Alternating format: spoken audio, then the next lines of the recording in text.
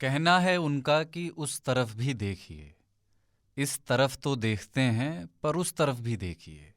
दावा है कि देखेंगे तो देखते ही रह जाएंगे। क्या देखेंगे ये भी वो ही देख करके बताएंगे। यहाँ सूखा है वहाँ बारिश देखिए, दर्द में कराहे कोई आप इधर तेल मालिश देखिए। एड़ियाँ हथेलियाँ मत देखिए, ख्वाहिश देखिए। तो विनोद को अपने चश्मे से दिखाने के समय में आज तक रेडियो पर हमारा विनोदपूर्ण पॉडकास्ट तीन ताल भी जारी है। जहां देखना हो वहां देखिए। शुरू करते हैं 102वां एपिसोड कमलेश ताऊ, पाणिनी बाबा और कुलदीप सरदार के साथ। जय हो जय हो जय हो। ताऊ देख रहे हैं ब्रिटेन के लेस्टर में क्या हो रहा है। एकदम भारतीय शहर से फील आ रही, लग नहीं रहा ब्रिटेन का शहर। अंग्रेजों को लग रहा है कि हिंदुस्तान में कुछ हो रहा है। अंग्रेज खुश है मनी मन। हाँ, कि लड़ने दो, बढ़िया है, मुसीबत इंपोर्ट किए हैं, एक्सपोर्ट हो जाएंगे। नहीं, इतनी रुदाली में कुछ तो एक्शन हो रहा नहीं। सब लोग इतना स्लो चल रहे थे ताऊ, मतलब भयंकर। सिपाही स्लो, रॉयल गार्ड जो है वो स्लो, बकिंगहम पैलेस के लोग slow, Tony Blair slow, Gordon Brown slow. हर आदमी इतना धीमे चल रहा है, चूंटी मनी एकदम जूता घिस घिस के, सबका सोल घिसा जा रहा है। रानी की बग्घी भी जो जा रही है वो इतने धीमे धीमे जा रही है कि मकड़ी चिट्ठी पे घूम रही है, मुकुट पे घूम रही है। मकड़ी को भी मज़ा नहीं आ रहा है। सब कुछ इतना स्लो था। कुछ एक लेस्टर में एक्शन आया तो हुआ कि चलो ठीक है, मनाई जीवित। 50 से ज़्यादा लोग अरेस्ट किए गए। वैसे ये लोग ये कह रहे हैं कि मतलब ये इसको हिंदू मुस्लिम कॉन्फ्लिक्ट माने या इंडियंस वर्सेस पाकिस्तानी कहना ज़्यादा उसकी सही परिभाषा है। नहीं, शुरू हुआ था इंडियंस वर्सेस पाकिस्तानीज में, पर वो हिंदू मुस्लिम हो गया, जैसा कि इंडियंस वर्सेस पाकिस्तानीज में हो जाता है। क्रिकेट में भी हो जाता है ना। वहाँ के खिलाड़ी जब जीतते हैं तो नमाज पढ़ डालते हैं मैदान में, फिर बोलते हैं हिंदुओं के सामने नमाज पढ़ी। तो ये एक चक्कर है, वो हिंदू मुस्लिम इंडिया पाकिस्तान में हो ही जाता है। अभी क्या है कि वहाँ पे ना यूरोप में एक तरह से जो क्या बोले, जो हार्डकोर इस्लाम मानने वाले लोग हैं, इस्लामिस्ट जिनको बोलते हैं, वो लोग बहुत सारा गार्बेज जो है वो मुस्लिम देशों से चले गए, क्योंकि मुस्लिम देशों को भी पसंद नहीं आते। मतलब सऊदी अरेबिया में कुछ कांड करोगे तो जूता मारेंगे ना वो। तो यूएई में या मिडल ईस्ट में जहाँ पे भी है, तो इस तरह के लोग चले गए। इस तरह के क्लेरिक्स जो हार्डकोर थे, जिनके विचार बहुत एक्सट्रीमिस्ट थे, वो लोग को यूरोप में शरण मिली। कि यूरोप को वाइट मैंस गिल्ट है थोड़ा सा, तो शरण सबको देते हैं वो। अब उनको पता नहीं, एक सऊदी के बड़े राजघराने के, उनका नाम मुझे याद नहीं आ रहा है, कहीं पर ढूंढ लीजिएगा मिल जाएगा। उन्होंने कहा था कि अब जो है यूरोप टेररिस्ट जो है ना, अब हमारे इलाके से नहीं निकलेंगे, अब यूरोप से ज़्यादा निकलेंगे। कहा कि यूरोपियन लीडर्स को लगता है कि वो इस्लाम को हमसे बेहतर जानते। तो ये एक चक्कर है। अब इस केस में क्या हुआ है कि हम लोग ना, भारत के बहुत सारे इंटेलेक्चुअल्स, एकेडमिया के लोग सही काम करते हैं। जो हिंदुत्व की फ़िलॉसफी है, जो एक्सट्रीमिस्ट आइडियाज़ हिंदू और कहने वाले लोग भारत के लोगों के बीच में एक तरह से पनपा है हाल में, उसका विरोध करने के लिए लेख लिखते हैं लंबे लंबे, और ये बताते हैं कि जेनोसाइड होने वाला है भारत में किसी भी मोमेंट में। तो वो 6-7 महीने से वो लिखते रहे हैं। क्या होता है कि हम लोग तो हिंदू और हिंदुत्व के नुआंसेस को समझते हैं कि हिंदुइज़्म क्या है, हिंदू कौन है, हिंदुत्ववादी कौन है, एक्सट्रीमिस्ट आइडियाज़ क्या है, ये सब नुआंसेस हम समझते हैं। पर ये लोग पश्चिम के लोगों के लिए जो आर्टिकल लिखते हैं उसमें भी ये सब चीज़ें डालते हैं। और एक हिंदुत्व के विरोध और जो प्रेजेंट रिजीम है यहाँ की, उसका विरोध, उसके चलते बहुत सारे रीम्स लिखे गए, बहुत सारे लंबे लंबे आर्टिकल लिखे गए। और सबको ये लगता है कि हिंदुत्व जो है वो खतरनाक भारत के लिए है, दुनिया के लिए नहीं है।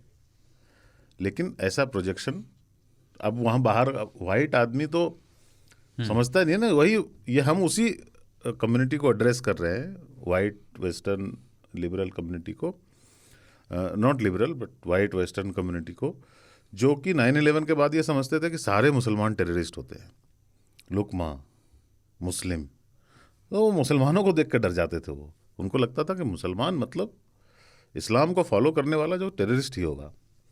उन लोगों को हमने उस समय का जो नैरेटिव था उससे भी इम्पैक्ट पड़ा उनके ऊपर, और अभी का जो नैरेटिव है उसका भी इम्पैक्ट उनके माइंड पर पड़ रहा है, क्योंकि वो समझ नहीं पाएंगे इतना क्या हिंदुत्व होता है, क्या आरएसएस है।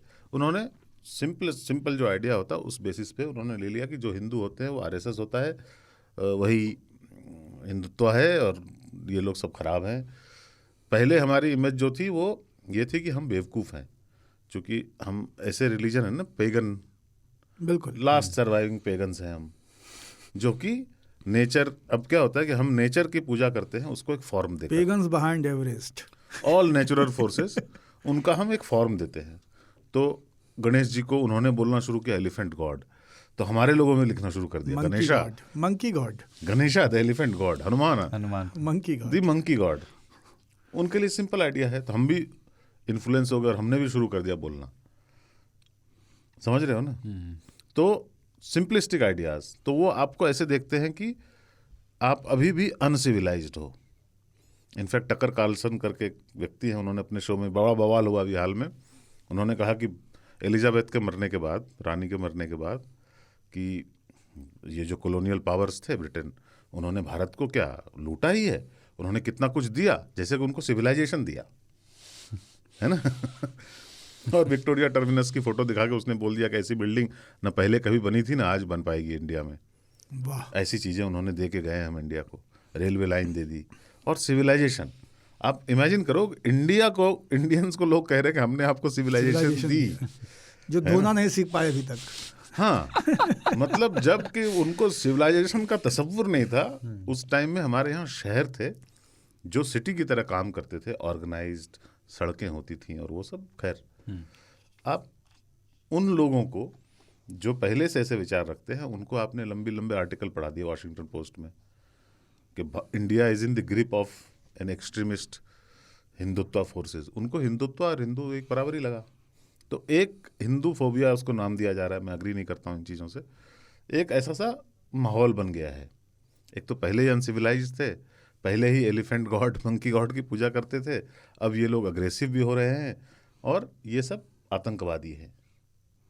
तो वहाँ पे जो ब्रिटेन में नज़रिया है अभी वो ये है कि ये मुसलमान है, ये भी आतंकवादी है, और ये हिंदू है, ये भी आतंकवादी है। तो ये दोनों लड़ रहे हैं, हम मौज करेंगे। हाँ, एक्सट्रीमिस्ट फोर्सेस आर फाइटिंग।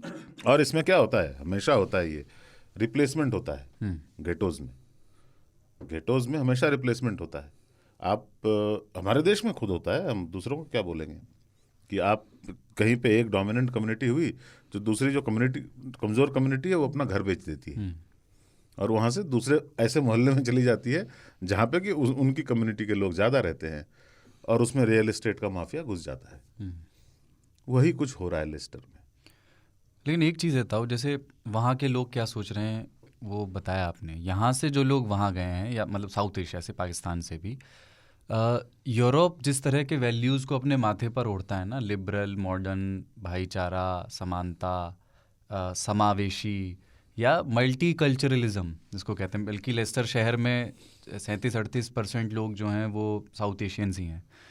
तो ये कहते हैं कि वहाँ के वैल्यूज़, वहाँ का माहौल ऐसा है कि, ऐसी एक थ्योरी है कि आप करियर ओरिएंटेड हो जाओगे, आप थोड़े लेस रिलीजियस हो जाओगे, आप सैटरडे संडे को एंजॉय करोगे अपने जीवन को, और ये जो अंधविश्वास और पुरातन चीज़ें हैं, दकियानूसी चीज़ें हैं, इनसे आपका पीछा छूटेगा। हमारे वाले क्यों नहीं बदल पाए वहाँ रह के? क्योंकि भारत के लोग ना, ये स्पिरिचुअलिटी की धरती है लेकिन ये रिलीजियस हो गया है। हम ना रिलीजियस ज़्यादा हो गए, स्पिरिचुअल कम है। तो अब जो है, पहले चूंकि जितना कुछ हम बात करते हैं, मंडन मिश्र को ले लें, शंकराचार्य को ले लें, जितने भी याज्ञवल्क्य, मैत्रेयी, गार्गी, ये सब क्वेश्चन वाले लोग थे। क्वेश्चन बहुत थे। इंडिया में सीकिंग बोला जाता है ना, कि हम सीख करते हैं हमेशा, क्वेश्चंस बहुत ज़्यादा हैं, आंसर ढूंढने का प्रयास चलता रहता है, डीप डीप डीप डीप जाते रहते हैं। मेडिटेशन हमने क्यों दिया लोगों को? इसलिए ना कि हम डीप जाना चाहते हैं, कि अपने अंदर भी जाना है तो बहुत डीप जाना है ढूंढने के लिए। लेकिन फिर हमारे पास एक ईजी सोल्यूशन आया कि हम धार्मिक हो गए। अब आंसर्स उसमें रेडी है, हर चीज़ का आंसर है। और बिजनेस पे आ गए। हाँ, और धार्मिक हो गए। अभी जो वहाँ गए हैं, पहली पीढ़ी, दूसरी पीढ़ी, तीसरी पीढ़ी जब होती है ना, तब थोड़ी सी वो छूटती है। ये सब पहली दूसरी पीढ़ी के लोग हैं और गेटों में रहते हैं, चाहे वो साउथ हॉल हो, पंजाबी गेटो, या लेस्टर हो, गुजराती गेटो, पर गेटों में रहते हैं, रहेंगे वहाँ, बिजनेस करेंगे वहाँ, कल्चर वहाँ का नहीं अपनाएंगे। और ब्रिटेन में एक पागलपन, एक अच्छा पागलपन चढ़ा। It was a good experiment, multi culturalism, कि हमारे कल्चर अलग हो सकते हैं, हम देश एक हैं। आइडिया बड़ा अच्छा है, मगर असलियत जो होती है ना, जो यथार्थ का धरातल होता है, बहुत खुरदुरा होता है, उतना चिकना सॉफ्ट नहीं होता, स्मूथ। उस खुरदुरे धरातल पे अभी लोग थोड़ा सा गिरते हैं, कंकड़ पत्थर, ऊबड़, क्या था, ऊबड़ खाबड़ है, समतल नहीं है, तो उसमें गिर रहे हैं लोग। एक कारण उसका सबसे बड़ा ये है कि पूरी दुनिया में इस बात पे बहस अभी भी चल रही है और एक मत नहीं हुए हैं लोग कि multiculturalism as a concept सफल होगा या नहीं होगा। भारत में भी जब अभी क्या लड़ाई चल रही है, इसी बात की लड़ाई है और कुछ लड़ाई नहीं है। यहाँ सभी धर्म के लोग रह सकते हैं अपने अपने तरीके से, कॉन्स्टिट्यूशनली नहीं, कॉन्स्टिट्यूशन तो अभी आया है, पहले से रहते आए हैं। अभी लड़ाई ये होगा कि हमारा कल्चर तुमसे अलग है, तुम्हारा कल्चर अलग है, हमारा कल्चर अलग है, हम मल्टी कल्चरल हैं। हकीकत में भारत में बहुत तरह के लोग हैं तो बहुत तरह के कल्चर हैं, पर एक सूत्र था जो सारे कल्चर्स को बांध के रखता था। जब यहाँ के लोग, बहुत सारे लोग मुसलमान बने, तो भी वो कॉमन थ्रेड जो है वो एग्जिस्ट करता था। लेकिन अब कहा जाता है कि नहीं, जिन्ना ने बोला था कि नहीं नहीं, वो कुछ नहीं है, हम अलग हैं, और वो एक अलग कंट्री बन गया। उसके बाद जिन लोगों को ये भरोसा था कि नहीं, हमारा एक कॉमन थ्रेड है, वो यहाँ रहे, लेकिन अब फिर जो है दोनों तरफ से, दो तरफों से मेनली ये बात आती है कि नहीं नहीं, हम लोग अलग हैं, हमारा सब कुछ, हम मल्टी कल्चरल हैं। मल्टी कल्चरलिज्म में फेलियर के संभावना जितना यूके में है उतना हमारे यहाँ भी है।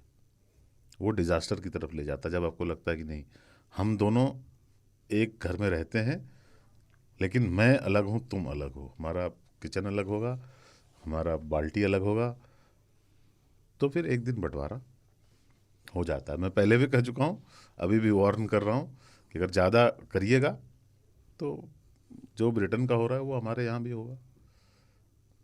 लंदन में मैं था एक बार बाबा, तो आप दोनों लंदन निवासी रहे हैं, पूर्व लंदन, पूर्व विलायती। निवासी नहीं रहा, मैं तो ऐसे ही गया था घूमने। तो उसमें मतलब वो मल्टी कल्चरलिज्म का एक सफल प्रयोग बहुत लोग दावा करते हैं कि है। मतलब वहाँ आपको हर रेस का आदमी रहता हुआ मिलेगा और सड़क पर गुजरता हुआ, दुकानें भी हैं और गेटोज़ भी हैं वहाँ पे, अफ़गानियों के अलग गेटोज़ हैं पर साथ में रहते हैं। और नौकरी में भी आपको दिखेंगे कि एक दफ्तर में अलग अलग मूल के लोग हैं। मैं लंदन ब्रिज पर ऐसे ही खड़ा हुआ देख रहा था, तो एक सज्जन मेरे पास आए, नीली आँखों वाले, और मुझसे बात करने लगे। और उन्होंने ऐसे शुरुआत की, when I was your age, और ऐसे करके वो कहानियाँ सुनाने लगे। और उनको पुराने लंदन के इतिहास की बड़ी कहानियाँ मालूम थी, the great fire of London, और ये सब सुनाया उन्होंने मुझे। और अंत में जाकर के जेरेमी कॉर्बिन और इन सब पे बात हुई, और अंत में जाकर के वो यहाँ ख़त्म हुए कि लंदन से अब मेरी जैसी नीली आँखों वाले। अच्छा, मैं एक चीज़ और कहना भूल गया, मुझे देख करके उन्होंने पूछा था, आर यू फ्रॉम बांग्लादेश? अच्छा है ना, तो वो बहुत स्पेसिफिक था, Bangladesh, not Pakistan, not India. तो बाद में वो अंत में बात यहाँ पर आकर के गई कि मेरी जैसी नीली आँखों वाले जो लोग हैं वो लंदन से या साउथ इंग्लैंड से कम होते जा रहे हैं, और मैं भी अब रिटायरमेंट लेकर के अप नॉर्थ इंग्लैंड में कहीं शिफ्ट होने की सोच रहा हूँ, क्योंकि यहाँ पर बड़ा प्रदूषण हो गया है, कल्चरल प्रदूषण, ये शब्द उन्होंने इस्तेमाल किया। तो मल्टी कल्चरलिज्म का बाहर से देखने पर, सड़कों पे गुजरने पे, दफ्तरों का दौरा करने पर एक सफल प्रयोग दिखता है, पर मनों के भीतर झांक करके आप देखें, जो रेस, जो मूल लोग पहले प्रिविलेज थे उस शहर में, वो सबसे ज़्यादा प्रताड़ित महसूस करते हैं मल्टी कल्चरलिज्म के आने से, कि ये दूसरे लोग, बाहर के लोग आ गए हैं हमारी जगह पे। हम लोग असल में दो चीज़ों को मिक्स करके देख रहे हैं और उसको समझने की ज़रूरत है। जो ताऊ कह रहे हैं ना कि दो पीढ़ी, तीसरी पीढ़ी के बाद में चीज़ें समझ में आना शुरू होती हैं। एक तो आप ये समझिए कि जो मल्टी कल्चरलिज्म, आप बहुसंस्कृतिवाद जिसको आप प्रमोट करता हुआ पाते हैं, जिसका उदाहरण के तौर पे हम लंदन को देख रहे हैं या अन्य यूरोप के देशों को देख रहे हैं, उनके साथ में एक बुनियादी समस्या है। वो बुनियादी समस्या ये है कि ये सरकार के मैनिफेस्टेशन से निकला हुआ टर्म है। यानी उस देश का संविधान और सरकारें ये कह रही हैं कि हम एक ऐसा शहर, एक ऐसी राजधानी बनाना चाहते हैं, ऐसा देश बनाना चाहते हैं जो बहुत सारी संस्कृतियों को एक साथ समावेशित करे। ये लोग नहीं कह रहे हैं, ये सरकार कह रही है। सरकार क्यों कह रही है? क्योंकि सरकार की एक अपनी मंशा है अंतर्राष्ट्रीय मंच पे अपने आप को एक बहुत liberal, open, modern, progressive civilisation या सोसाइटी के तौर पे पोर्ट्रे करने की, बहुत ही मॉडर्न वैल्यू सिस्टम के तौर पे, एक बहुत ही डेवलप्ड नेशन के तौर पे खुद को पोर्ट्रे करने की। तो ये सरकार का कंपल्शन है, लेकिन ये वहाँ के नेटिव्स का मैंडेट नहीं है, ये वहाँ के लोगों का मैंडेट नहीं है। ये वहाँ के जो सोल कल्चर को लेकर के चलने वाले लोग हैं, जो सेक्शंस जिन्होंने वहाँ पे रूल किया है, जिन्होंने वहाँ के कल्चर को बनाया है, ये उनका मैंडेट नहीं है। तो पहला समस्या तो यहाँ पे ये आता है कि ये बात है। दूसरी क्या है कि संस्कृति का बनना या संस्कृतियों का समावेशित होना ये 1 या 2 या 3 पीढ़ी में होने वाली प्रक्रिया है नहीं। इसलिए जब भी आप बहुसंस्कृतिवाद की तरफ जाएंगे तो आपको कम से कम 1 सदी प्रतीक्षा करना पड़ेगा। पूरी 1 सदी कम से कम लगेगी, जब बहुत सारे लोग जो उस संस्कृति को लेके वहाँ पे आए हैं वो या तो मिट्टी में दबा दिए जाएं या चिताओं पे जला दिए जाएं और उनकी स्मृतियाँ लोप हो चुकी हों, उनके खरीदे हुए आईने, उनकी खरीदी हुई चाबियाँ, उनके खरीदे हुए गिलास मर्तबान ख़त्म हो चुके हों घरों से, उनके बनाए हुए आर्किटेक्चर धीरे धीरे जा रहे हों, नए मकान, नए बच्चे, नए कपड़े, नई चम्मचें, नए आईने, नए सिंगारदान, इनके साथ में जब नए लोग होंगे तो हो सकता है कि वहाँ पे एक ऐसी चीज़ सामने आए जिसमें कि बहुत सारी संस्कृतियाँ एक साथ समावेशित दिखें। बात नंबर 1। बात नंबर 2, मल्टीकल्चरलिज्म की जो बात आई वो आई कहाँ से? वो एकोमोडेट करने को लेकर के आई, मिक्सिंग को लेके नहीं आई। हम मिक्स्ड कल्चर हैं, ये असंभव है। अगर घर में 5 लोग हैं और 5 लोगों को अलग खाना चाहिए, 5 की डिमांड डाइनिंग टेबल पे अलग है, ब्रेकफास्ट के टाइम, लंच के टाइम और रात में डिनर के टाइम पे, तो वो लोग साथ में खाना नहीं खा सकते। It's almost impossible. हम को एग्जिस्ट करेंगे, पीसफुल कोएग्जिस्टेंस, पीसफुल कोएग्जिस्टेंस, हम साथ साथ हैं। एकदम सूरज बुझाते वाला मामला है। तो ये था मल्टीकल्चरलिज्म का मतलब। लंदन के या हिंदुस्तान में भी जिस मल्टीकल्चरलिज्म को लेकर के हमने अपना कॉन्स्टिट्यूशन बनाया और हमने अपना पूरा नेशनल फैब्रिक तय किया, उसका टोटल जो लब्बो लबाब है वो यही है कि हम लोगों को कोएग्जिस्ट करने देंगे। लोग अपने कल्चर पे मुकम्मल रहें, लोग अपने कल्चर को फॉलो करते रहें। हम ये कतई एक्सपेक्ट नहीं कर रहे हैं कि खान साहब के घर पे जो है वो कोरल्स गाए जाएंगे। कोरल्स करते हैं, करोल्स करते हैं, कोरल्स तो मूंगे होते हैं, हाँ बोल जाते हैं हम भी। तो हम उनका ये एक्सपेक्टेशन भी नहीं। जैसे आप अमेज होते हैं ताऊ इस तरह की चीज़ों पर कि एक मुसलमान के घर पर होली खेली जा रही है, सिर्फ त्योहारों के संबंध में नहीं और धार्मिक अनुष्ठानों के संबंध में भी, कि दो ही कारण होते हैं उसके, या नहीं तो होता था। हाँ, अब लोग अमेज होते हैं, मैं अभी भी नहीं होता हूँ। हाँ वही, हम कभी अमेज नहीं होते क्योंकि ये होता था। आदमी को मजे के बहाने चाहिए, खाने वाले को खाने का बहाना चाहिए। आदमी मरे तिरहिम खाएंगे, पैदा हो जन्मदिन बाबा खाएंगे। आपने जो बोली सदी वाली बात ना, वही है कि कौन जीता है तेरी जुल्फ के असर होने तक। एक चीज बहुत पॉइंट की बाबा ने बोली कि ये हुआ नहीं, ये इम्पोज किया गया, बिल्कुल बनाया गया। और बनाए गए में अभी मैं चकित हो गया। चार्ल्स को एलिजियंस दे रहे थे हाउस ऑफ लॉर्ड्स, यहाँ वहाँ पे लोग, तो वहाँ पे एक अपने पाकिस्तानी बंधु ने गर्व से पोस्ट किया कि मैंने आज उर्दू में शपथ लेकर, है ना, अपनी माँ को भी श्रद्धांजलि दी और प्रिंस किंग चार्ल्स को भी दी। दिक्कत है इसमें। लोगों ने कहा गजब गजब। फिर बांग्लादेशी बांग्ला में लेगा, इंडियन बोलेगा मैं संस्कृत में लूंगा, है तो सारे लोग वहां पे। आप किंग चार्ल्स को के एलिजियंस की ओथ ले रहे हो इंग्लिश में लो, इतना तो रिस्पेक्ट करो। इंग्लैंड का किंग है वो, इंग्लिश में लो। नहीं, ये सब जो सिंबलिज्म है ना, ये बहुत खतरनाक होता है। दिखता बहुत बिनाइन है पर होता है मैलिग्नेंट। दिखता बहुत बिनाइन है यार, क्या क्या बात है। हाउस ऑफ लॉर्ड्स में उर्दू बोली जा रही है। जी हाँ, अगर आपको अंग्रेजी नहीं आती तो बोलिए। हाँ, तो बोलिए। आप वहाँ जाकर क्या कर रहे हो, असर्ट कर रहे हो, ठीक है, कि हम पाकिस्तान से हैं और अब हम यहीं रहेंगे। हाँ, और आप राजकुमार प्रिंस के लिए की कर ही नहीं रहे हो, आप अपनी अवाम और अपने लोगों के लिए कर अपने रहे हो। लोगों के लिए कर रहे हो। ये वैसे पाकिस्तान ही है का कि एक लफड़ा ये भी है ना। ताऊ को मैं ये कहूँ कि ताऊ, हम आपके जन्मदिन पे आपको पायल भेंट करना चाहते हैं।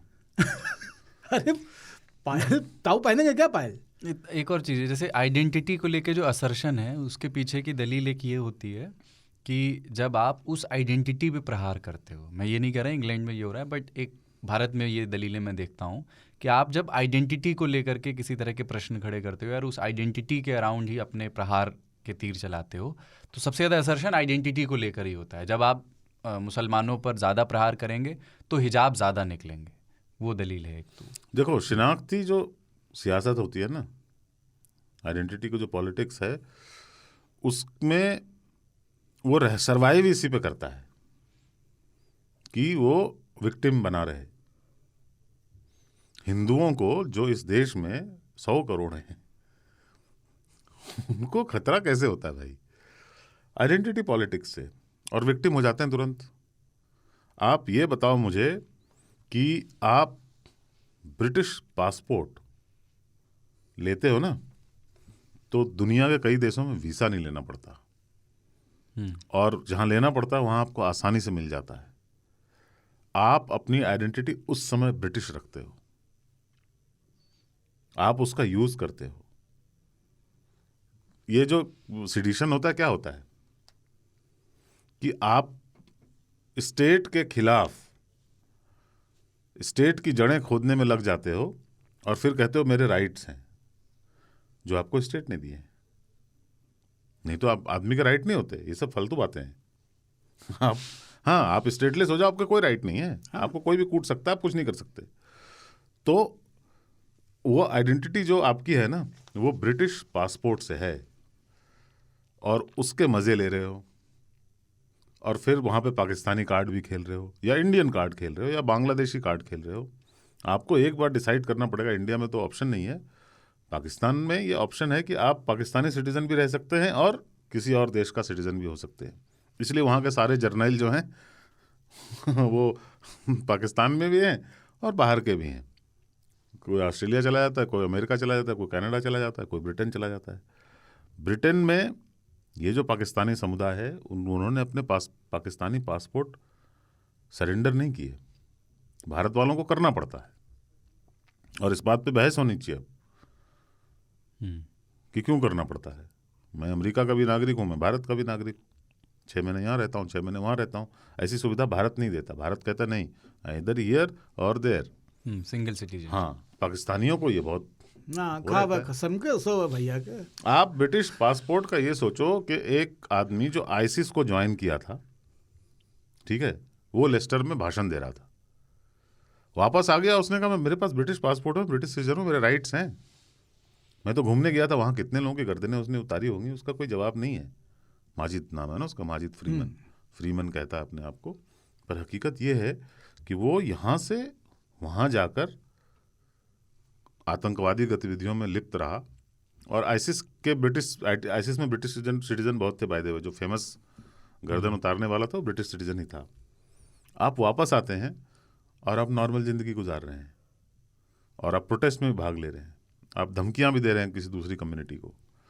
जो यहाँ के लोग हैं वो जय श्री राम के नारे लगाते हैं, और किसी मोहल्ले में गए जिसमें उनको नहीं जाना चाहिए। ये कॉन्सेप्ट ना कि ये मुस्लिम एरिया है, वो वहाँ भी है। हाँ, और यहाँ पे भी है। अपने देश में अभी हाल में आपने बहुत सारे वीडियो देखे होंगे कि मुसलमान आदमी भीख मांग रहा है हिंदू गांव में, तो उसकी पिटाई हो गई कि तुम इधर कैसे घुस गए। कोई चूड़ी बेचने वाला, बहुत फेमस केस इंदौर का हुआ कि तुम यहाँ कैसे आ गए, ये हिंदू एरिया है, ये मुस्लिम एरिया है। वो ब्रिटेन में भी हो गया है, ये हिंदू एरिया, ये मुस्लिम एरिया। मुस्लिम एरिया में अब जय श्री राम नहीं बोल सकते। अच्छा, जय Shri Ram because of historical reasons एक ऐसा नारा है जिसका कोई क्या बोले, कुछ नहीं है जय श्री राम में, राम की जय हो, उससे ज़्यादा क्या है। पर वो एक मिलिटेंट स्लोगन बन गया है और उसको वैसे लेते हैं। अब हिटलर ने स्वास्तिका का प्रयोग करके, जो भी अब लोग कहते हैं कि नहीं स्वास्तिका नहीं था, वो तो हुक्ड क्रॉस था, हेकन क्रॉस जो भी है।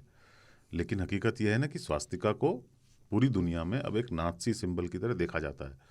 हम उसके बारे में बोलते नहीं वो थोड़ा टेढ़ा है, हमारा वाला सीधा है, हमारे हैंड जो है स्वास्तिका के वो राइट साइड में, उनको लेफ्ट साइड में, छोड़ो भाई।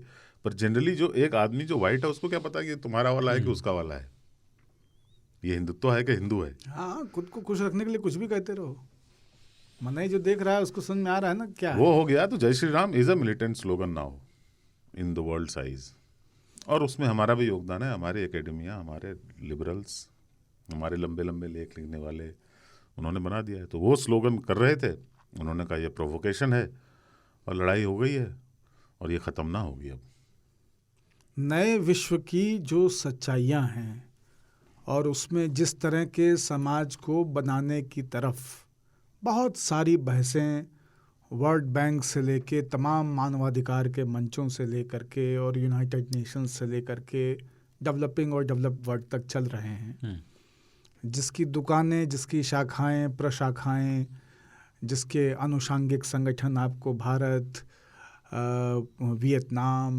बांग्लादेश, पाकिस्तान, मिडिल ईस्ट, हर जगह मिल जाएंगे। अफ्रीकन कंट्रीज़ में मिल जाएंगे, डेवलपिंग कंट्रीज़ में ख़ास तौर पे, थर्ड वर्ल्ड कंट्रीज़ में ख़ास तौर पे मिल जाएंगे। उनका जो लबो-लबाब है उससे बहुत कुछ पॉजिटिव और बहुत कुछ नेगेटिव दोनों साथ साथ हो रहा है। मैं बस इतनी सी बात कहना चाह रहा हूँ कि मानवाधिकारों की पूरी जो लड़ाई है दुनिया भर में, जैसे नारीवाद की पूरी आप पटकथा अगर देखें तो नारीवाद एक बहुत मजबूत अवधारणा है, बहुत स्ट्रॉन्ग और बहुत वैल्यूएबल इंटरवेंशन है एक पूरे के पूरे सोशल ऑर्डर में, एक ज़बरदस्त हस्तक्षेप है। लेकिन नारीवाद अभी अपनी स्वयं की परिधियों को ही परिभाषित नहीं कर पाया है। वो प्रतिरोध करते करते सामान्य व्यवहार वाले समाज से एकदम विपरीत एक विद्रोही लैंगिक पहचान वाली अकेली खड़ी नारी की तरफ ले जाता है समाज को। उसमें परिपक्वता नहीं है, उसमें लचक नहीं है, उसमें समायोजन नहीं है, उसमें समावेशित्व नहीं है। लोग कहते हैं कि इतनी जल्दी नहीं आएगा, इस विचार को बनने में, पकने में समय लगेगा। ऐसा ही हुआ है हाशिए पे पड़े हुए, जैसे द्रविड़ियन आंदोलनों में आप जब शूद्रों के आंदोलन को देखते हैं, पेरियार के आंदोलन को खास तौर पे जब आप देखते हैं, तो उसके जो इमेजेस हैं वो भी इसी तरह के हैं कि चोटी काट दो, इसके मुंह में पेशाब कर दो, ये कर दो, वो कर दो। सिंबल्स बहुत स्ट्रांग हैं। वो सिंबल्स आपको उसी तरह का कुरूप बना देते हैं जिसके खिलाफ आप खड़े हो रहे हैं। उसको परिपक्व होने में समय लगेगा।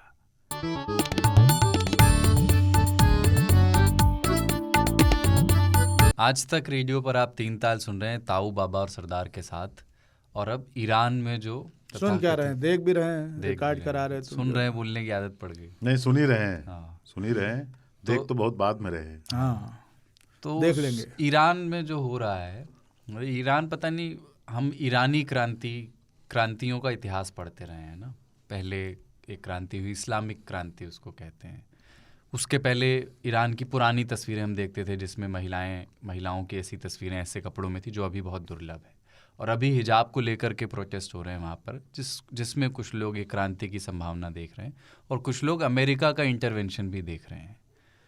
तो ये जो अभी हो रहा है, ये मतलब आप कैसे देख रहे हो? अमेरिका के इंटरवेंशन जो सब होता है, साजिश, ये सब अमेरिकी साजिश है, यहूदियों की साजिश है। हाँ, वो बड़ा स्टैंडर्ड है। हाँ, पर असल में ये है बहुत ही उनके ग्राउंड से निकला हुआ क्रांति तो नहीं होने वाली है, हम्म, क्योंकि पुरुष बहुत हैं देश में जो चाहते हैं कि महिलाएं नियंत्रण में रहें, है ना। हाँ, क्रांति तब भी नहीं हुई थी। उसको अगर क्रांति कहते हैं तो क्रांति की परिभाषा ही गलत हो जाएगी। इस्लामिक क्रांति जो हुई थी हम्म, वो देखो, जो धर्म का पूरा वो विस्तार है ना, वो सिर्फ इसीलिए क्रांति का हुआ है मायने ही है धर्म से मुक्ति से प्रगतिगामी होना। प्रॉपर्टी को बचाने के लिए। और चूंकि औरतें पहले प्रॉपर्टी थी, आज भी बहुत सारे समाजों में हैं, तो उनको ढक के समय संभाल के रखने के लिए बनाई गई थी। वो बहुत मुश्किल है टूटना। हालांकि बाय द वे ईरान में हर साल इस तरह का प्रोटेस्ट होता है और ज़बरदस्त होता है, क्योंकि जो ईरान के युवा हैं वो अब नहीं मानते धर्म को। अकेला मेरे हिसाब से देश है इस पूरे खित्ते में जो कि जहाँ पे ज़्यादातर लोग नास्तिक हैं। एक सर्वे आया था इसका जो आस्तिक कहता लोगों है से कि- ज़्यादा, क्योंकि पूरा यूथ वहाँ का वो थक गया है धर्म से, क्योंकि धर्म ने उनको ऐसा जकड़ा है ना, ऐसा जकड़ा है तुर्की जाते हैं दारू पीने के लिए, उनके लाइफ को इस तरह दारू से पीने के लिए कंट्रोल तुर्की करते हैं जाते हैं नाचने के लिए, बाल खोल करके, बिटिया और लड़का दोनों, कि कैसे हिजाब विजाब उतार के क्लब में डांस कैसे किया जाए, दारू कैसे पिया, घूमा कैसे जाए, कार चला करके मस्ती से चौड़े होके तुर्की जाते हैं। हर साल उनको क्रश कर दिया जाता है। एक तो अमेरिका का जो रोल है वो अच्छा नहीं है, क्योंकि आपने ऐसे सैंक्शंस लगाए हुए हैं कि वहाँ की अर्थव्यवस्था जो है वो बहुत शार्प सिविलाइज्ड अच्छे लोग हैं ईरान के, और बहुत तेज लोग हैं। ब्रिटेन कहेगा उनको भी सिविलाइजेशन हमने दिया। तो वो एक्चुअली मतलब भारत में लोग जो है, वहाँ के जो लोग हैं, एक टाइम में हमारी भाषा एक होती थी और हमारा सिविलाइजेशन भी ऑलमोस्ट इक्वल है, इक्वल एज वाइज। तो उस वैसी संस्कृति को जो है ऐसे जकड़ के दबा के रखना, एक तो उनको थियोक्रेसी ने, मुल्लों ने दबा के रखा है, और ऊपर से अमेरिका ने पूरे देश को दबा के रखा है, और अमेरिका के चलते पूरी दुनिया उनसे ट्रेड रिलेशंस नहीं कर सकती। बहुत सारे पंगे हैं, तो फ्रस्ट्रेशन बहुत है वहाँ, और लोग आज़ादी मांगते हैं लेकिन उनको मिलेगी नहीं इस बार भी। वो क्रश कर दिया जाएगा, क्योंकि वहाँ की जो थियोक्रेसी है, वहाँ का जो शासन है वो बहुत मजबूत है, और इतने दिनों से चूंकि उसका कोई अकाउंटेबिलिटी नहीं है ना, उसकी कोई अकाउंटेबिलिटी नहीं है। जब आप अल्लाह को अकाउंटेबल होते हो या भगवान को अकाउंटेबल होते हो, तो फिर आपको क्या है, आप कुछ भी कर सकते हो। आप ये कह सकते हो कि भाई डिवाइन पावर है मेरे पास, तो मैं तो कुछ भी कर सकता हूँ। जैसे जमहूरियत में, हमारे यहाँ जो है जमहूरियत या बाकी देशों में, वहाँ पे अल्टीमेटली जनता के चूंकि चुनने से कोई बनता है, तो फिर वो डिवाइन नहीं होता, वो इलेक्टेड होता है, और उसको ये डर हमेशा बना रहता है कि कल को मुझे ये लोग पदस्थ कर सकते हैं, जो कि अपदस्थ कर सकते हैं, जो कि ईरान के थियोक्रेसी को नहीं है। जब वहाँ राजशाही थी दाऊद, तो 36-38 के आसपास ना बुर्के की अनिवार्यता ख़त्म की गई थी, लेकिन हिजाब अनिवार्य था कि हिजाब तो पहन के निकलना ही है। नहीं, फिर उन्होंने उस पर बैन लगा दिया। हाँ, दिक्कत ये है ना, कमाल अतातुर्क की तरह जो वहाँ के पहलवी थे शासक, उन्होंने हिजाब पे बैन लगा दिया कि नहीं, पहन ही नहीं सकते। हाँ, वो भी गलत है, क्योंकि फिर आप जो है ऊपर से कोई आदेश पारित कर रहे हो। इन्होंने कहा कि नहीं, आपको ढकना ही पड़ेगा, नहीं तो आपको पीटेंगे हम, और पुलिस लगा दी एक। और वहाँ पे बासिज मिलिशिया है, बहुत तरह के मिलिशिया है वहाँ। ये जो मोरालिटी पुलिस है, ये क्या करती है एग्जैक्टली? थोड़ा वो सऊदी अरब में भी था। हाँ। अब ये पार्क में जाती है और कहते हैं मातृपितृ दिवस पे तुलसी पूजन करो। सलमान जो है हमारे MBS, उन्होंने उसको थोड़ा कंट्रोल कर लिया कि अब यार लोगों को ज़बरदस्ती नमाज के टाइम में ये करो, तुमने खाना कैसे खा लिया, ये सब लफड़े मत करो।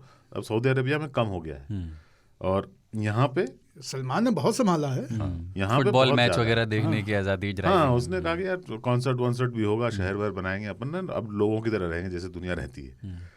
ये सब ईरान के चलते ही हुआ था। उन्होंने, सऊदी अरेबिया ने देखा कि यार ईरान में इतना पॉपुलर मूवमेंट हो गया रिलीजन के लिए, तो कहीं हमारे यहाँ भी लोग ना करने लगे। तो उन्होंने कहा खुद ही अपने ऊपर इस्टेब्लिश कर लिया, जो वहाँ होता है वहाँ यहाँ भी होगा, यहाँ भी पुलिस होगी, यहाँ पे भी देखा जाएगा किसने कौन से कपड़े पहन रखे हैं, पजामा कितना ऊंचा है, नहीं है। ईरान में उन्होंने, जब आयतुल्लाह का शासन आया, उन्होंने रूल बना दिया कि आपको हिजाब पहनना पड़ेगा, और फिर मोरालिटी पुलिस, उसका काम है ये देखना कोई गाना तो नहीं गा रहा, कोई म्यूज़िक तो नहीं बजा रहा, है ना, जैसे तालिबान करते हैं। मैं अभी एक वीडियो देख रहा था, एक इंडियन है, वो जलालाबाद यहाँ वहाँ ट्रैवल कर रहा था, तो गाड़ी में टैक्सी में ट्रैवल कर रहे थे, जिसमें टैक्सी ड्राइवर और टैक्सी में उसका साथी और ये लोग सब खूब गाने पे एकदम डांस कर रहे हैं, लेकिन चेक पोस्ट आने के पहले म्यूजिक बंद। उन्होंने कहा नहीं तो बहुत मारेंगे। अच्छा, HR वाला काम। हाँ ठीक है। तो वो ईरान में हो गया, और ईरान के जो युवा हैं वो पढ़े लिखे हैं, मतलब वहाँ पे शिक्षा का प्रसार अच्छा है, तुलनात्मक रूप से लिटरेट सोसाइटी है। हाँ, और सोसाइटी बहुत कल्चर्ड रही है। वो आपने देखा है सीरीज तेहरान जो एप्पल TV पे है, तेहरान है, बहुत अच्छी सीरीज है। I love oranges. और वो ऐसा है ना कि क्या होता है कि जब इस्लाम का उद्भव हुआ तलवार के दम पे, तो उन्होंने लगभग सब जगह की निशानियां मिटा दी, ठीक है, भारत तक। भारत मतलब आप देख ही रहे हो कैसे अफगानिस्तान या पाकिस्तान या सब सारे इलाकों में कल्चरल एक रेवोल्यूशन इम्पोज कर दिया। ईरान में वो नहीं हुआ। ईरान में लोगों ने अपने आप को फारसी और अरबों से अलग आइडेंटिटी बना के रखी। बाकी लोग कहते हैं ना, हाँ एकदम ज़बान से अलग। अब उन लोग, वहाँ के बच्चे जो हैं वो चाहते हैं दुनिया से इंटीग्रेट करना। जब आप शिक्षा अच्छी होती है तो उनको ये रहता है। वो सब फ्रस्ट्रेशन बिल्डअप हुआ है, और हर साल वहाँ पे लड़के जो हैं मरते हैं, आंदोलन करते हैं, गोलियाँ चलती हैं, मरते हैं, फेंक दिया जाता है। कुरान को की बेअदबी करने वाले देशों में सऊदी अरेबिया सबसे बड़ा है, और उसके बाद ईरान ही है। Kashmir of the Muslim world Iran, ठीक है। जब नाले खुदते हैं तो वहाँ किताबें मिलती हैं, होली बुक्स, तो बहुत लोगों को दुख होता है वहाँ पे, पर वो ईरान में सऊदी अरेबिया के बाद सबसे ज़्यादा होता है, चूँकि लोग धर्म से विमुख हो गए हैं और धर्म का शासन है। बहुत अजीब सिचुएशन है ना, जब सब कुछ धर्म से चलता हो, वहाँ का युवा अगर धर्म से विमुख हो जाए तो फिर कितना बड़ा एक्सप्लोजन हो सकता है। तो है तो पाउडर केक, लेकिन इस बार के रिवोल्यूशन में भी मैं नहीं मानता। आप अभी देख करके लोग चमत्कृत हो रहे हैं कि कितनी ब्रेव वीमेन हैं, ये देखिए ये कैसे हिजाब जला रही हैं और बाल काट रही हैं, पर ये प्रयास उन्होंने पिछले कई सालों में कई बार किया है, उसका रिजल्ट जो है सिफर ही रहा है। अरे तहरीर स्क्वायर वाला आप देख लीजिए, जैस्मिन रिवोल्यूशन पूरा का पूरा जिस तरह से स्ट्रांगली अहमदी निजात के खिलाफ जो पूरा आंदोलन खड़ा हुआ था, 2009 या 10 का है ना। हाँ, स्लो डाउन के ठीक बाद की बात है मेरे ख्याल में। बहुत ही स्ट्रांग मूवमेंट था, और उसके पहले भी हिजाब को लेकर के वहाँ पे लगातार प्रोटेस्ट हो रहे थे, उसके बाद भी प्रोटेस्ट हो रहे हैं।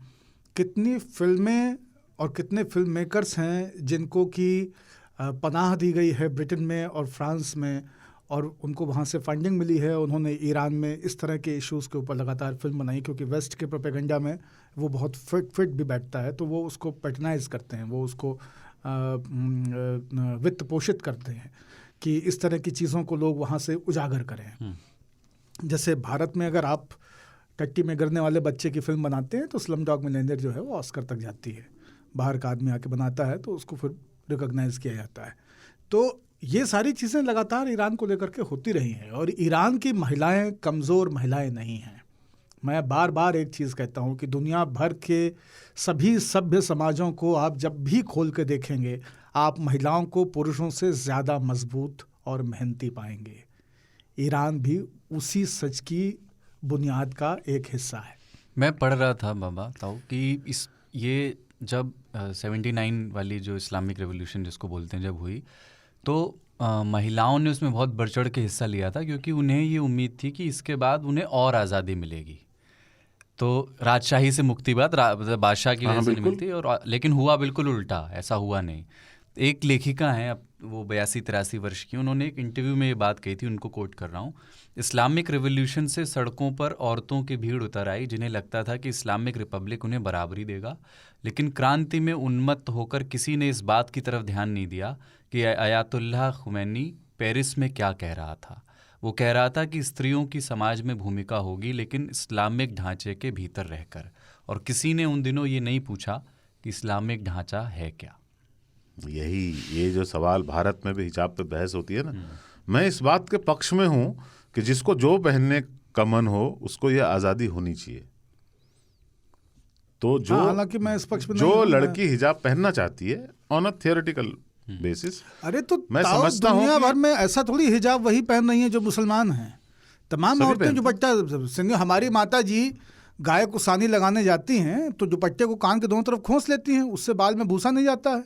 गर्दन उनकी बची रहती है, बालों में जाके भूसा चिपकता नहीं, डस्ट नहीं बैठती है। ये वेस्ट यूपी की महिलाओं हाँ, का वेस्ट बहुत यूपी और common पंजाब ये की है। महिलाओं हाँ। का ये बहुत कॉमन अटायर है। पर मुझे हरियाणा डर- की महिलाओं के बहुत, हम एकदम अतातुर्क के साथ हैं, आपके खिलाफ हैं इस मामले में। हिजाब तो मतलब एकदम प्रतिबंधित नहीं, मैं होना हिजाब चाहिए। स्पेसिफिक नहीं कर रहा हूँ, मैं कहता हूँ हर आदमी को ये आज़ादी होनी चाहिए कि वो जो पहनना चाहे वो पहन सके। मुझे डर सिर्फ यही लगता है कि जब आप एक बार कहेंगे कि हाँ ऐसा है, तो फिर जो ऑर्थोडॉक्सी होती है ना सोसाइटी के अंदर, वो कहेंगी नहीं, कानून ने भी बोला है तुम्हें पहनना ही पड़ेगा हिजाब, तुम स्कूल कैसे जा रही हो बिना हिजाब के। ये स्टेप, ये जो चरण होते हैं रिवॉल्यूशन के, मतलब रिवर्स रिवॉल्यूशन के, वो बड़े दिखते नहीं है पर हो जाता है। वही हुआ उनके साथ। उस बात से मैं डरता हूँ, इसलिए चाहता हूँ कि हिजाब वाला जो मसला है ना हमारे यहाँ, वो उसके फेवर में ना जाए, क्योंकि फिर ऑर्थोडॉक्सी बोलेगी नहीं नहीं क्या बात कर रहे हो, सुप्रीम कोर्ट तक ने बोला है।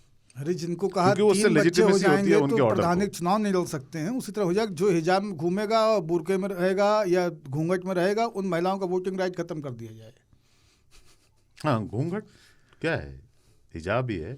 घूंघट हिजाब है नाम ताऊ, सिर्फ अलग उसका है ना। नाम अलग है, भाषा अलग है, दोनों एक ही हैं। और बाय द वे, इसको बहुत सारे लोग बोलेंगे ये हमारी संस्कृति का हिस्सा है, without any understanding, no reference कि संस्कृति का हिस्सा घूंघट कब बना। मुझको इसके रामा जी बाद- माफ करना, गलती हमारे से हो। इसके बाद बात करें, लेकिन पर वही है कि चलता है। अब क्या है, जहाँ तक ईरान का मसला है, कि ये लोग, दुख इस बात का है कि बहुत सारे ब्राइट लोग इसमें मारे जाएंगे, बहुत सारी लड़कियों की को बहुत ज्यादा और अत्याचार झेलना कमाल के पड़ेगा। कवि, कमाल के गाने वाले, इंस्ट्रूमेंट बजाने वाले, अच्छा, और कलाकारों का देश है वो। ये बच्चे वहाँ पे म्यूजिक नहीं प्ले कर सकते। ये लोग तुर्की, ब्रिटेन या इस तरफ आपके ईस्ट यूरोपियन कंट्रीज में जा करके और वहाँ पे पब्स में म्यूजिक बजा रहे हैं, वहाँ पे रोड साइड म्यूजिक बजा रहे हैं, जा करके अपने म्यूजिक को एक्सप्लोर कर रहे हैं। इस मतलब ये बर्बरता है कि आप एक पूरे यूथ को म्यूजिक से वंचित कर रहे अरे हैं। पिछला जो उसको कांड पहनावे हुआ से था ना, वंचित कर ये इसी पे हुआ था। एक चौक पे एक आदमी कोई इंस्ट्रूमेंट बजा रहा था और गाना गा रहा था, और वहां पे एक महिला नाचने लगी चौक पर, और फिर पुलिस आ गई, और फिर ये लोग पुलिस से भिड़ गए, क्योंकि बहुत सारे लोग उसको एंजॉय कर रहे थे।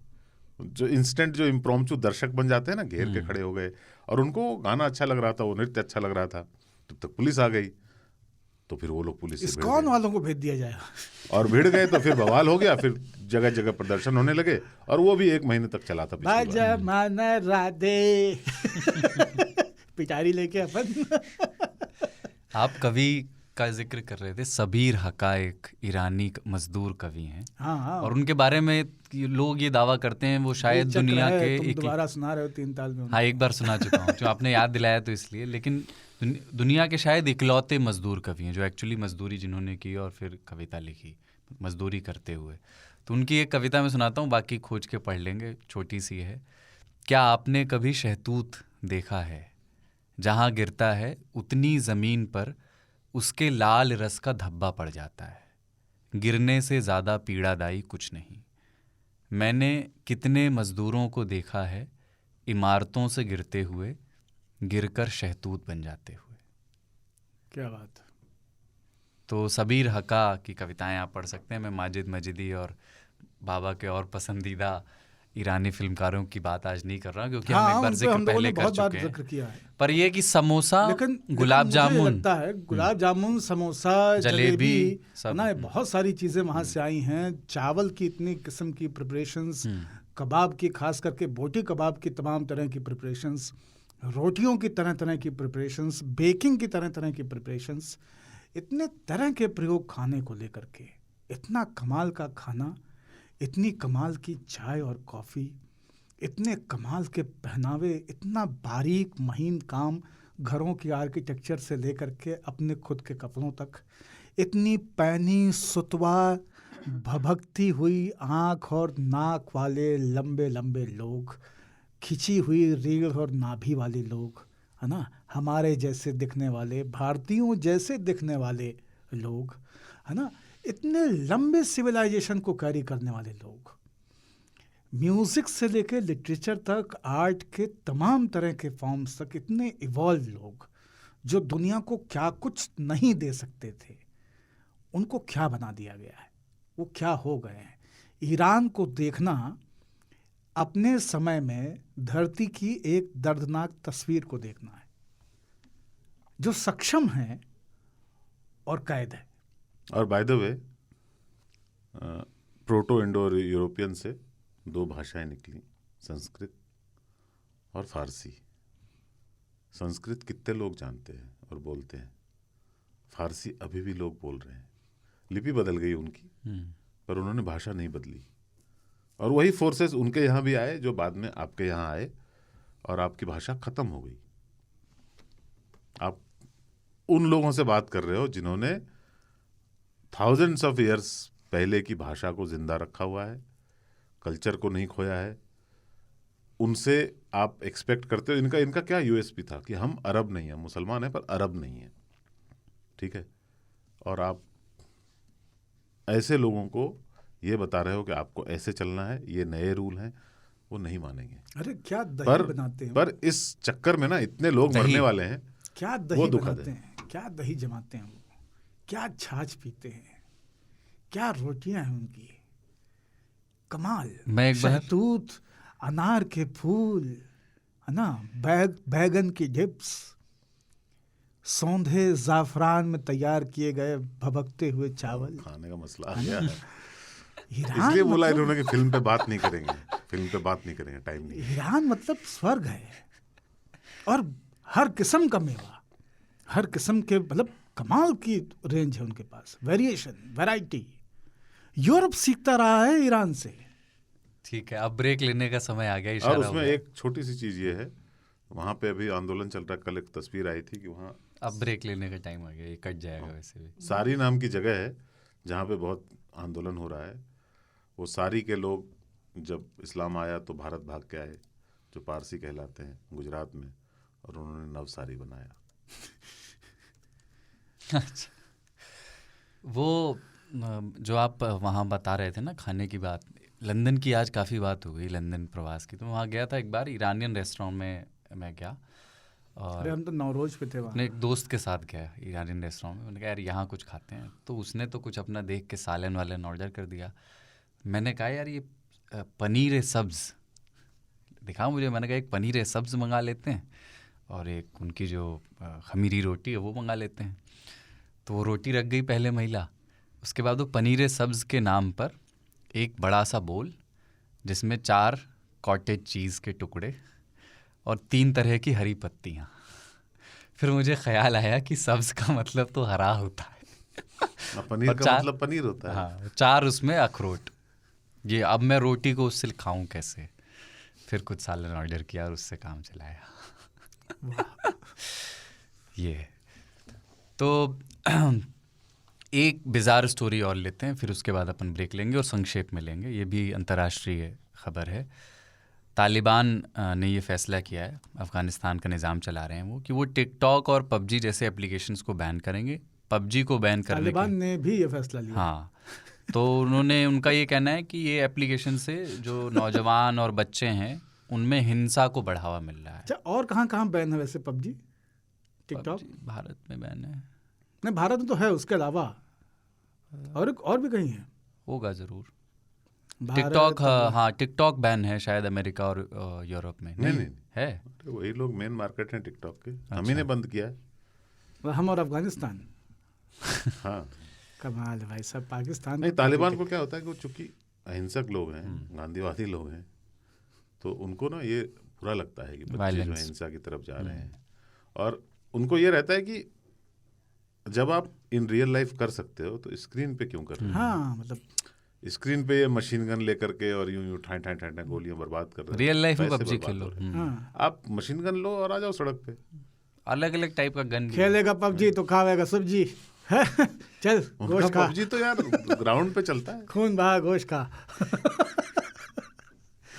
वो उसकी जो फोटो लोगों ने सोशल मीडिया पे शेयर की है ना, तो टेबल पर ऐसे एक प्रतिनिधि मंडल टाइप के लोग बैठे हैं, 2 लोग कुर्सी पे बैठे हैं, 4 लोग पीछे खड़े हैं, सबके हाथ में बड़ी बड़ी राइफल हैं, और लिखा है कि शांति के लिए बंद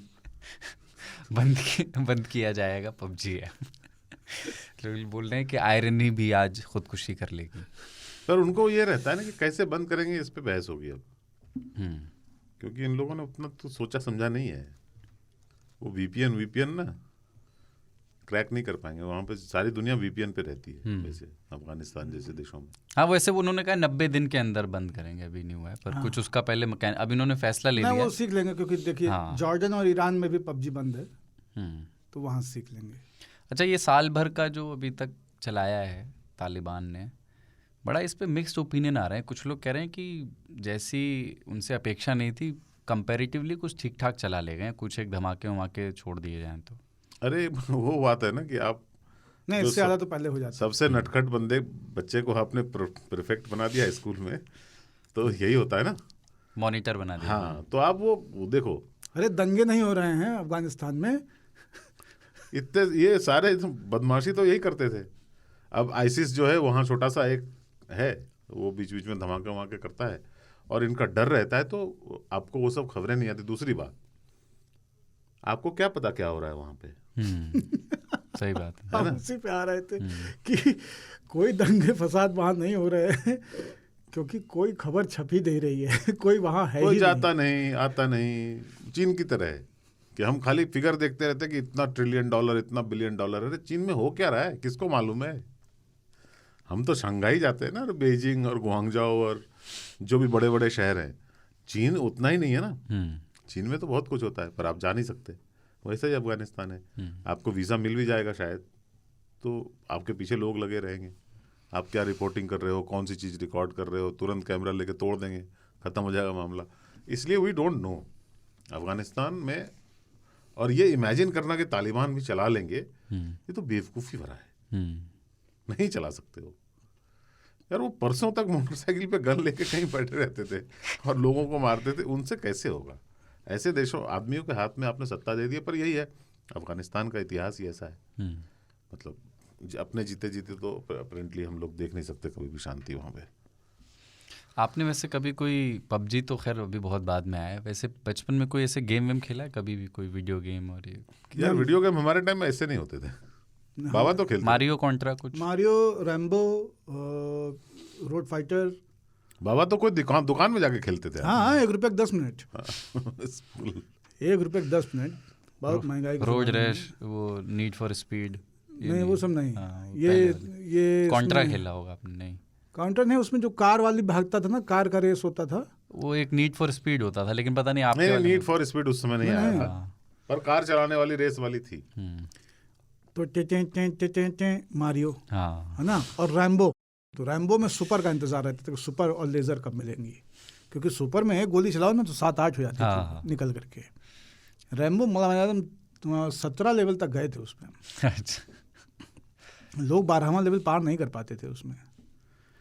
और भाई साहब आप समझ लीजिए कि तार से लगा रहता था ना, उसका जो कीपैडवा था, उसके बटन खा गए थे हम लोग दबा दबा के। और वो बटन साथ में चल रहा होता था, ऐसे ऐसे पूरा एक्शन, पूरा एकदम उसी प्रेशर से बचा ले एक लाइफ और बची है। हाँ, वो तो होता था। वो जो गाड़ी चलाते थे स्क्रीन पे ना, तो अपन भी टर्न होते थे। ये ऐसे रियल में कुछ हो रहा है। पर मैं बिहार में रहा ना, तो वीडियो गेम के पार्लर थे, पर इतना हिंसा आपके अगल बगल हो रहा होता है ना, आपको नहीं लगता कि आपको कोई अंदर जाके खेलना है। बाहर ही बहुत अपॉर्चुनिटी रहती है। आप उस वाले बिहार में बड़े हुए थे। हाँ, बाकी हमारे टाइम में छुटके सब गेम आते थे। जैसे एक पतंग आती थी, उसमें नीचे एक गोला लगा रहता था, और पतंग में पानी भरा रहता था, और 2 डंडी होती थी, 10 उसमें रिंग होती थी, तो उसको दबाइए तो रिंग उछलती थी। हाँ, फिर उसको सही जगह पहुंचाना, तो उसको उसमें डंडियों में वो रिंग फंसानी होती थी।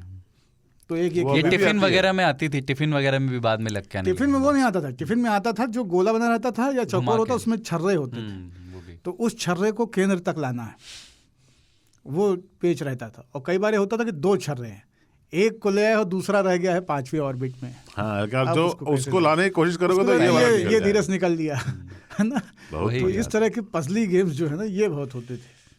और एक फिर वो आया था जो बस में अचानक से हमने देखा था, 90s में शुरू हुआ था लोगों का, उसमें सेल लगता था।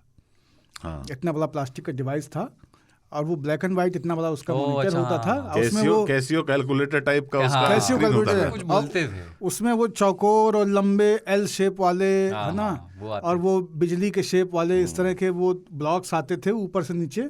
आपको सेट करना है, जो लाइन पूरी होगी वो डिसअपियर हो जाएगी। उसमें 4 button, left right up side down, हाँ, बीच अप वाले साइड, सेंटर हाँ, वाले और एक होता होता था उसमें तेजी से नीचे आ जाता था। तो वो है कि अगर ऊपर तक भर गया तो आपका गेम ओवर है।